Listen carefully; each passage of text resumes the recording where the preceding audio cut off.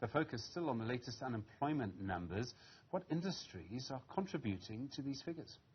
Indeed, Stephen, reaction has been mixed with regards to the latest quarterly labor force survey. That 0.8% drop in unemployment rate to 34.5%, cautiously welcomed, especially because 7.9 million people are still without jobs. Labor and mining analyst at Creative Voodoo Consulting, Mamokgethi Molopyane, joins us for this particular conversation. Thank you so much for your time. Let's first talk about the contributing sectorial factors here when it comes to job absorption, especially because for this particular conversation, we are somewhat welcoming that 0.8% drop in the unemployment rate.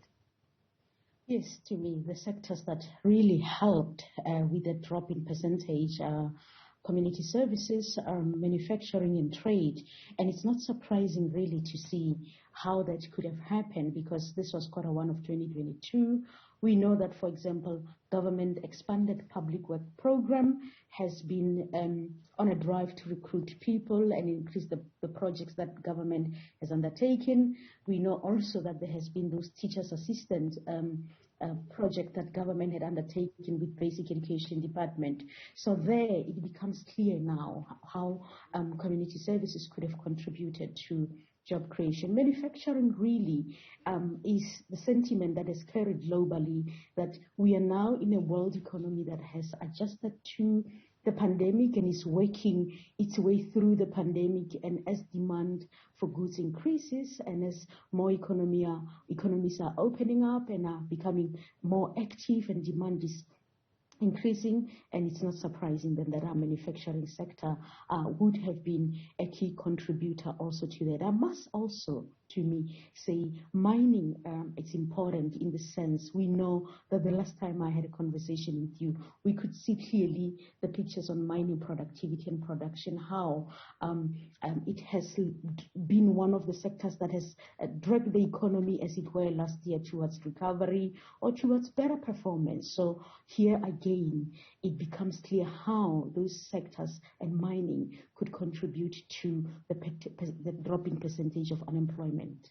And of course, there's been a cautious welcome to this particular development with a drop in the unemployment rate, Mamokgethi. But I must ask, really, when we talk about the near-term outlook with regards to jobs in South Africa, could this maybe be the first signs of some sort of a move towards a different direction, especially as trade continues to expand following the harsh effects of the economic lockdown? I do not think so. This was a positive sentiment, and I dislike being the bearer of bad news, but seeing how the energy crisis has dented any chances of recovery and has had such a significant impact on the sectors that we have just mentioned, that has contributed significantly and is going to, for example, impact mining severely, where it could take advantage of a boom that is happening due to sanctions on Russia, but it cannot because there's continuous power outage and stoppage in production. So we are really, I do not anticipate any positive in terms of reduction in unemployment. I do not think there's going to be a significant reduction in employment. What could happen is the opposite. We could see, for example, sectors that are COVID sensitive, that now that global economy is moving, is working, the wheels are grinding again. Those COVID sensitive sectors to South Africa are your tourism, hospitality, and so we could see them suffer again, because as they are beginning to pick themselves up, we are seeing more tourists coming in. Suddenly, they are hit by continuous rollouts of blackouts. And so the energy crisis, the fact that we have a power outage that is so consistent and that has almost become an accepted everyday life feature, affects those sectors. If you are a person in that industry, in the hospitality industry, you have just prepared your hotel or for guests, and then suddenly you are now having to deal with finding alternative energy sources. So that is going to have a short-term impact, but over in the long run, we are going to, I anticipate that they are no longer going to be able to sustain the number of people they have employed. Ultimately, it might lead, if we do not solve the ESCOM crisis, it might lead to more retrenchments, even in sectors that would not naturally retrench or that have kind of like weathered the pandemic storm. The odds continue to be stacked against us here in South Africa, especially when we talk about an economy that is growing at a slow pace and unable to create jobs. Much has been said between the state as well as the private sector, but there is no materialization of all that has been discussed, even with the drives for investment. Briefly, what does South Africa need to do? Well, we need to be clear about what we mean when we are jump-starting the economy. Is the economic recovery project and initiative by government aimed at the right sectors and aimed at the right people.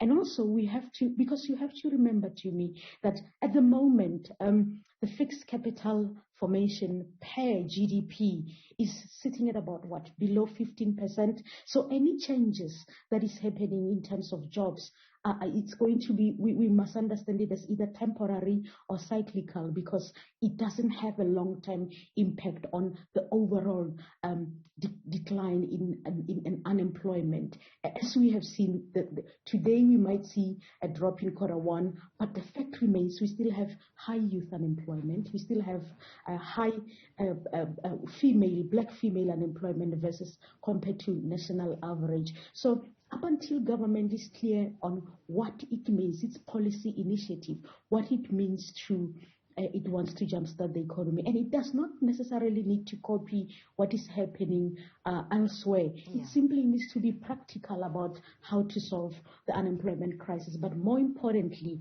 how to navigate a landscape where the upper hand of politics move away from strangling the economy, so that it can, those wheels can get moving again and we can move forward.